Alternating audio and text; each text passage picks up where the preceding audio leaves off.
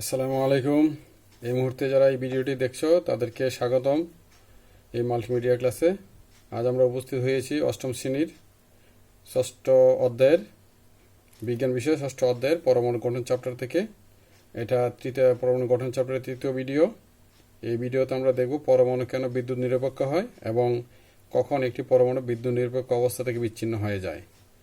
তোমরা যারা ভিডিওটি দেখছো তাদেরকে মনোযোগ সহকারে দেখার জন্য অনুরোধ করছি। আমরা দেখি পরমাণু কেন বিদ্যুৎ নিরপেক্ষ। এই যে আমরা প্রশ্নটা করলাম, পরমাণু তড়িৎ নিরপেক্ষ কেন।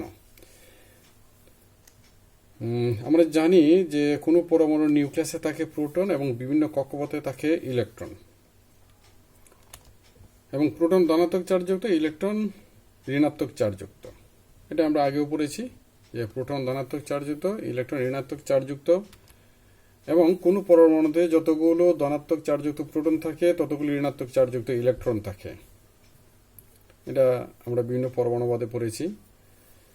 তাহলে চার্জ যুক্ত কণাগুলো তাহলে কি হয়? যেহেতু প্রোটন এবং ইলেকট্রনের চার্জ পরস্পর সমান ও বিপরীত, অর্থাৎ একটা প্রোটনের চার্জ যতটুকু একটা ইলেকট্রনের চার্জ ততটুকু, কিন্তু তারা সমান এবং বিপরীত। এই সমান এবং বিপরীত হওয়ার কারণে তারা একে অপরের চার্জকে নিষ্ক্রিয় করে দেয়। ঠিক আছে, একটা ধনাত্মক চার্জ, একটা ঋণাত্মক চার্জ, এটা একে অপরকে কি করে নিষ্ক্রিয় করে দেয়। আর তাই পরমাণু হচ্ছে তড়িৎ নিরপেক্ষ। আশা করি বিষয়টা তোমরা বুঝতে পেরেছ।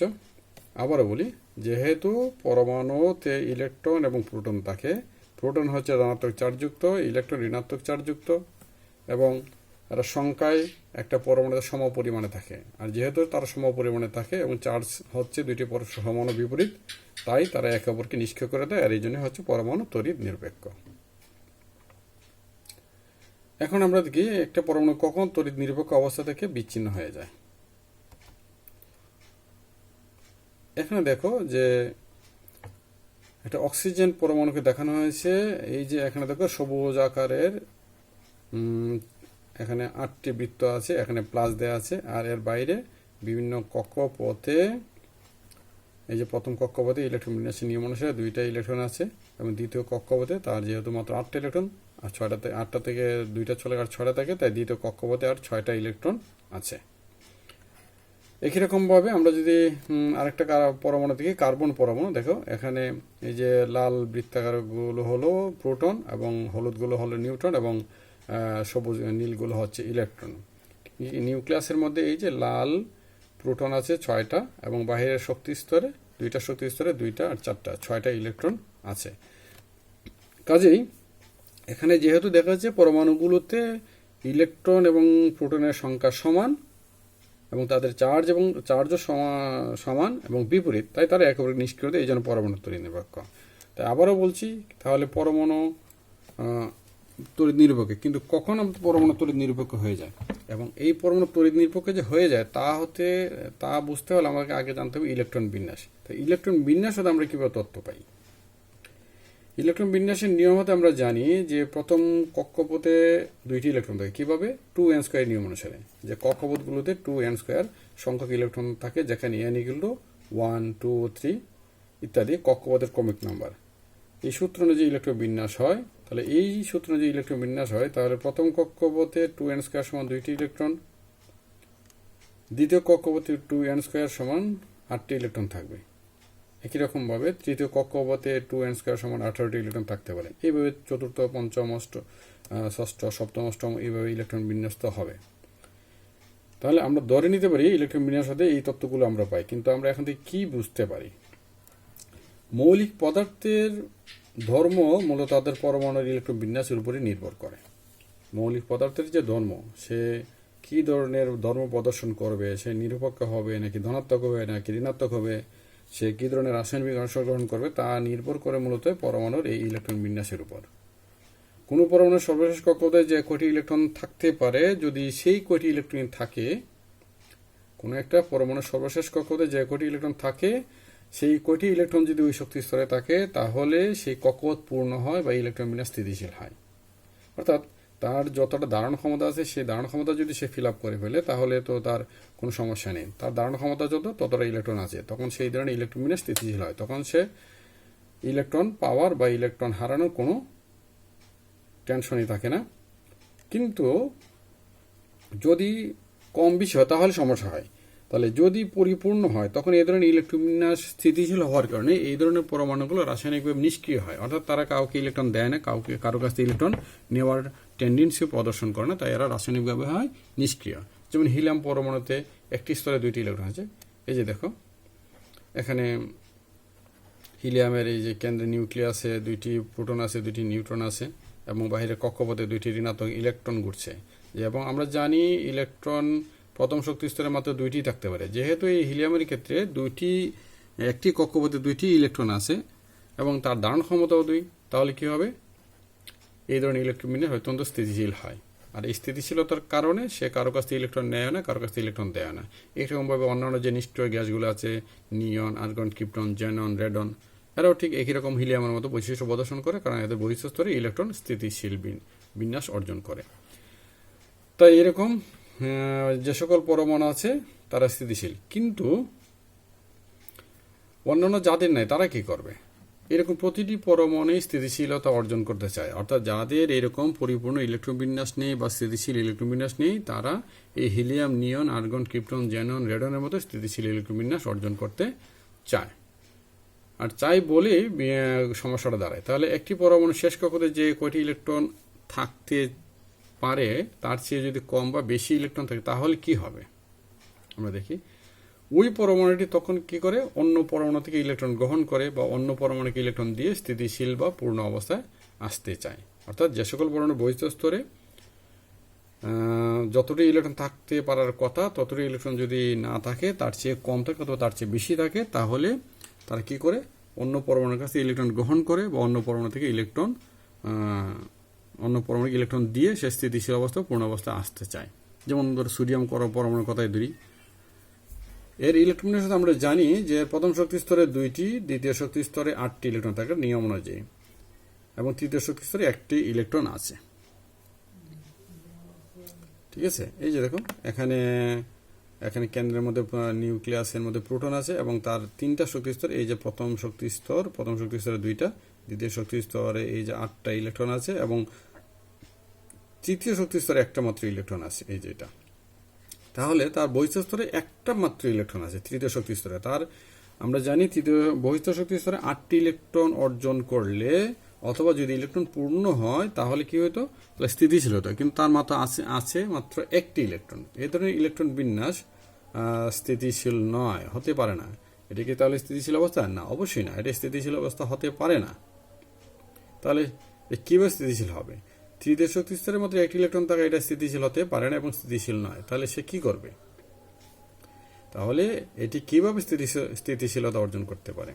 সোডিয়াম পরমাণু যদি একটি ইলেকট্রন অন্য কোনো পরমাণুকে দিয়ে দিতে, অর্থাৎ তার যে বহিঃস্থ স্তরে 1টি মাত্র ইলেকট্রন আছে, সেই 1টি ইলেকট্রন যদি সে কোনো পরমাণুকে দিয়ে দিতে পারে, তাহলে তার প্রথম শক্তি স্তরে 2টা হবে এবং দ্বিতীয় শক্তি স্তরে 8টা হবে। তৃতীয় শক্তি স্তরে যেহেতু ইলেকট্রনটা সে কাউকে দিয়ে দিল, তখন তার এই তৃতীয় শক্তি স্তরে ইলেকট্রনটি আর কাউন্ট হবে না, তৃতীয় শক্তি স্তরটা কাউন্ট হবে, তখন তার শক্তি স্তর হয়ে যাবে 2টি এবং এই ধরনের ইলেকট্রন বিন্যাস তখন হয়ে যাবে কি স্থিতিশীল।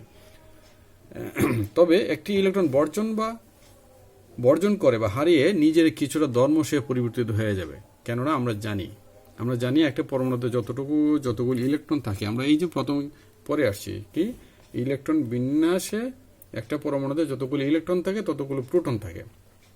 তাহলে সোডিয়াম যদি একটা পরমাণু এই যে একটা পরমাণু একটা ইলেকট্রন বর্জন করে বা হারিয়ে নিজে কিছুটা পরিবর্তিত হয়ে যায়, তার মানে কিভাবে পরিবর্তিত হয়? কারণ আমরা জানি একটি পরমাণু হচ্ছে আধান নিরপেক্ষ, অর্থাৎ যতটি প্রোটন আছে ততটি ইলেকট্রন আছে। যদি সে একটি ইলেকট্রন হারায় তাহলে কি হবে? আমরা এই যে অ্যানিমেশনটা একটু দেখি। সোডিয়ামের বহিঃস্থ স্তরে একটা ইলেকট্রন আছে, সে কি করছে, কাউকে একটা ইলেকট্রন দিয়ে দিছে, ফলে কি হচ্ছে, সোডিয়ামের বহিঃস্থ স্তরে 8টা ইলেকট্রন হলো। অর্থাৎ সোডিয়াম তার বহিঃস্থ স্তরে এই যে ইলেকট্রনটা আছে সেই ইলেকট্রনটা সে কাউকে দান করে দিল। অর্থাৎ সে তার একটা ইলেকট্রন আর রাখতে চায় না, কারণ তার হচ্ছে বহিঃস্থ স্তরে যদি স্থিতিশীলতা অর্জন করতে চায় তাহলে 8টা ইলেকট্রন দরকার, কিন্তু তার আছে মাত্র 1টি। আর একটা ইলেকট্রন তার জন্য খুব বার্ডেন, কেননা তাকে যদি স্থিতিশীলতা অর্জন করতে হয় তাহলে তাকে হয়তো 7টা অর্জন করলে সে 8টা হবে, কিন্তু তার একটা মাত্র আছে, তাই সে একটা ইলেকট্রন রাখতে চায় না। সে একটা ইলেকট্রন এমন কাউকে দিয়ে যায় যার প্রয়োজন আছে। যেমন এখানে সোডিয়াম কি করছে, তার বহিঃস্থ স্তরের ইলেকট্রনটি ফ্লোরিনকে দিয়ে দিচ্ছে, ফলে সে কি করছে, তার বহিঃস্থ স্তরে তৃতীয় শক্তি স্তরে ইলেকট্রনটা হারিয়ে সে দ্বিতীয় শক্তি স্তরে 8টা ইলেকট্রন অর্জন করছে। এই ধরনের ইলেকট্রন স্থিতিশীল হয়, কিন্তু তখন সে আর নিরপেক্ষ থাকে না, কেননা সোডিয়াম পরমাণু একটা ইলেকট্রন হারিয়ে আর আধান নিরপেক্ষ থাকে না। একটি ইলেকট্রন হারানোর ফলে এদের ধনাত্মক প্রোটনের তুলনায় ঋণাত্মক ইলেকট্রনের সংখ্যা কম হয়ে যায়। অর্থাৎ যেহেতু সে একটা ইলেকট্রন হারিয়েছে, আমরা জানি সোডিয়ামের পরমাণুর বহিঃস্থ স্তরে একটি ইলেকট্রন হারানোর ফলে কি হয়েছে, 11টা ইলেকট্রনের জায়গায় 10টা ইলেকট্রন হয়। কিন্তু প্রোটনের যে ভিতরে যে নিউক্লিয়াসের যে প্রোটন সংখ্যা ছিল 11টির, সে 11টি আছে। তখন কি হয়, প্রোটনের তুলনায় ইলেকট্রন সংখ্যা হয়ে যায় মাত্র 10টি, ফলে একটা ইলেকট্রন কম হয়ে যায়। তাই সোডিয়াম পরমাণুর আধান নিরপেক্ষ নেই, ধনাত্মক আধানযুক্ত হয়ে যায়। এই যে দেখো, সোডিয়াম একটা ইলেকট্রন ত্যাগ করে দিল Na+ এবং ইলেকট্রন E- পরিণত হয়ে গেল। এইরকম আধানযুক্ত পরমাণুকে বলা হয় আয়ন। আর এটি যেহেতু ধনাত্মক আধানযুক্ত, এই জন্য ধনাত্মক আধানযুক্ত হয় একে বলা হয় ক্যাটায়ন। অর্থাৎ সোডিয়াম পরমাণু তার বহিঃস্তরের একটা ইলেকট্রন হারিয়ে সে ধনাত্মক আধানযুক্ত আয়নে পরিণত হয়, এবং এই ধনাত্মক আধানযুক্ত আয়নকে বলা হয় কি, ক্যাটায়ন। অর্থাৎ এইভাবে যাদের বহিঃস্তরে 1, 2 অথবা 3টা ইলেকট্রন থাকে, অর্থাৎ যাদের বহিঃস্তরে 8টা ইলেকট্রন অর্জিত হওয়ার জন্য অনেক বেশি ইলেকট্রন প্রয়োজন হয়, বা বিপরীতভাবে যদি বলা হয় যে 8টি ইলেকট্রনের চেয়ে ইলেকট্রন বেশি আছে, তা সে সকল পরমাণুগুলো তাদের বহিঃস্তরের 1টা, 2টা বা 3টা ইলেকট্রন হারিয়ে তারা কি করে, তারা ধনাত্মক আধানযুক্ত আয়নে বা ক্যাটায়নে পরিণত হয়। এভাবে একটা পরমাণু নিরপেক্ষ অবস্থা থেকে আধানযুক্ত আয়নে পরিণত হয়ে যায়। অর্থাৎ এখন কি তাহলে একটা পরমাণু শুধু সবসময় ধনাত্মক আধানযুক্ত আয়নে পরিণত হবে? না, সবসময় যে ধনাত্মক আধানযুক্ত আয়নে পরিণত হবে তা কিন্তু নয়। আমরা একটু তাহলে অন্য একটা পরমাণু আধান কিভাবে গঠন করে দেখি। যেমন দেখো, ফ্লুরিনের পারমাণবিক সংখ্যা হচ্ছে 9, এটি কি ধরনের আয়ন গঠন করবে? ঠিক আছে, আমরা জানি ফ্লুরিনের পারমাণবিক সংখ্যা হচ্ছে 9, তাহলে ফ্লুরিনের পারমাণবিক সংখ্যা যদি 9 হয়, তারপর ইলেকট্রন বিন্যাস হবে 2, 7। এটি একটি স্থিতিশীল অবস্থা না, কারণ তার কোনো বহিঃস্থ স্তরে বা দ্বিতীয় শক্তি স্তরে 8টি ইলেকট্রন ধারণ ক্ষমতা আছে, কিন্তু তার ইলেকট্রন আছে মাত্র 7টি। যদি 7টি থাকে তাহলে এটি ইলেকট্রন বিন্যাস স্থিতিশীল নয়, তাহলে তার 8টি হওয়ার জন্য আর একটি ইলেকট্রন কম আছে। তাই ফ্লুরিন পরমাণু যদি একটি ইলেকট্রন কারো কাছ থেকে নিতে পারত, তাহলে এটির ইলেকট্রন বিন্যাস স্থিতিশীলতা অর্জন করতে পারত। এই যে আমরা দেখি, এই যে সোডিয়াম পরমাণু থেকে একটা ইলেকট্রন ফ্লুরিন পরমাণু গ্রহণ করেছে, এই যে এখানে গ্রহণ করেছে, ফলে সোডিয়াম পরমাণু থেকে ইলেকট্রন গ্রহণ করার কারণে ফ্লুরিনের বহিঃস্থ স্তরে 8টা ইলেকট্রন হয়েছে। অর্থাৎ এতে ফ্লুরিন পরমাণুটা কি করেছে, স্থিতিশীল ইলেকট্রন বিন্যাস অর্জন করেছে। কিন্তু স্থিতিশীল ইলেকট্রন বিন্যাস করার ফলে কি হয়েছে, তখন এটি তার দ্বিতীয় শক্তি 8টি ইলেকট্রন অর্জন করেছে ঠিক, কিন্তু ফ্লুরিন পরমাণু একটি ইলেকট্রন গ্রহণ করা, এতে ধনাত্মক প্রোটনের তুলনায় ঋণাত্মক ইলেকট্রন সংখ্যা বেশি হয়ে গেছে। কারণ ফ্লুরিনের পারমাণবিক সংখ্যা হচ্ছে 9, তাহলে তার আমরা জানি পারমাণবিক সংখ্যা থেকে আমরা কি তথ্য পাই, সেটা কি তোমাদের মনে আছে? সেটা মনে থাকার কথা নিশ্চয়ই, আবার না হলে আবারও মনে করে দিচ্ছি। ফ্লুরিনের পারমাণবিক সংখ্যা 9 হওয়ার কারণে তার প্রোটন সংখ্যাও নয়, ইলেকট্রন সংখ্যাও নয়। কিন্তু ফ্লুরিন যেহেতু সোডিয়াম মতো একটি ইলেকট্রন গ্রহণ করেছে, তখন তার ইলেকট্রন সংখ্যা হয়ে যাবে 10। ফলে ফ্লুরিন পরমাণুর একটি ইলেকট্রন গ্রহণ করে, এতে প্রোটনের তুলনায় ইলেকট্রনের সংখ্যা বেশি হয়ে গেল, অর্থাৎ ঋণাত্মক আধানের সংখ্যা বেশি হয়ে গেল। তাই ফ্লুরিন পরমাণুর আধান নিরপেক্ষ নেই, ঋণাত্মক আধানযুক্ত আয়নে পরিণত হয়েছে। এরকম আধানযুক্ত পরমাণুকে বলা হয় অ্যানায়ন। ঠিক আছে, তাহলে এইভাবে ফ্লুরিন ঋণাত্মক আধানযুক্ত আয়ন বা অ্যানায়ন গঠন করে। অর্থাৎ আমরা কি দেখলাম, যে একটা পরমাণু হচ্ছে তাহলে যতগুলো ইলেকট্রন আছে ততগুলো প্রোটন আছে, অর্থাৎ প্রোটন হচ্ছে ধনাত্মক চার্জযুক্ত, ইলেকট্রন ঋণাত্মক চার্জযুক্ত, তাই তাদের সংখ্যা সমান, চার্জ সমান হওয়ার কারণে তারা নিরপেক্ষ। কিন্তু যাদের বহিঃস্থ স্তরে 1টা, 2টা, 3টা ইলেকট্রন আছে, তারা কি করে, তারা বহিঃস্থ স্তরে অষ্টক পূরণ করার জন্য বা 8টি ইলেকট্রন অর্জন করার জন্য তারা ওই 1টা, 2টা বা 3টা ইলেকট্রন ত্যাগ করে দেয়। কারণ হচ্ছে 8টা, আমরা ইলেকট্রন বিন্যাস নিয়ম মধ্যে জানি যে বহিঃস্থ স্তরে বা সর্ববহিঃস্থ স্তরে 8টি ইলেকট্রন থাকলে, অথবা এই বহিঃস্থ শক্তি স্তরে যে ইলেকট্রন দ্বারা পূর্ণ হয়, তাহলে তারা স্থিতিশীল হয়। কিন্তু 1টা, 2টা, 3টি ইলেকট্রন থাকলে তারা স্থিতিশীলতা অর্জন করতে পারে না, কারণ তাদের ইলেকট্রন ঘাটতি থাকে অনেক। তখন তারা কি করে, ওই 1টা, 2টা বা 3টা ইলেকট্রন ত্যাগ করে দেয়। আবার বিপরীতভাবে যাদের 1টা, 2টা বা 3টা ইলেকট্রন ঘাটতি আছে, যেমন ফ্লুরিনের একটা ইলেকট্রন বহিঃস্থ স্তরে 7টা ইলেকট্রন আছে, তার একটা ইলেকট্রন ঘাটতি আছে, তাই খুব সহজে সে একটা ইলেকট্রন গ্রহণ করতে পারে, তাহলে সে কি করবে, সে ঋণাত্মক সে স্থিতিশীলতা অর্জন করতে পারে। বাট সে কি করে, তখন তার একটা ইলেকট্রন বেশি হয়ে যাওয়ার কারণে তার ঋণাত্মক আধানের সংখ্যা বেড়ে যায়, ঋণাত্মক চার্জের পরিমাণ বেড়ে যায়, আর চার্জের পরিমাণ বেড়ে যাওয়ার কারণে সে তখন ঋণাত্মক আধানযুক্ত আয়নে পরিণত হয়।